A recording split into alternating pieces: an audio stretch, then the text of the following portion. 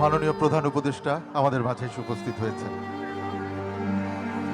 চোখ দিয়ে পানি না পড়লেও হৃদয়ের মধ্যে আজকে সারা জাতি তাদের অশ্রু ঝরছে, তাদের কান্না ঝরছে।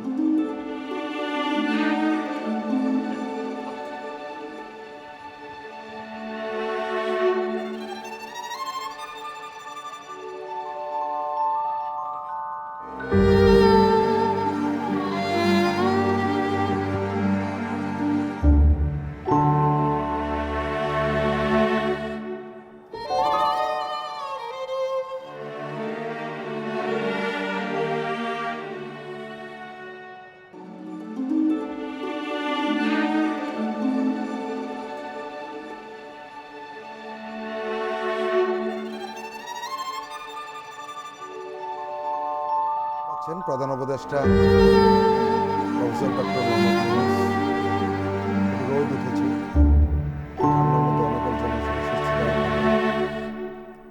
আমরা আসলে আজকে সেই ঘটনার পুনরাবৃত্তি।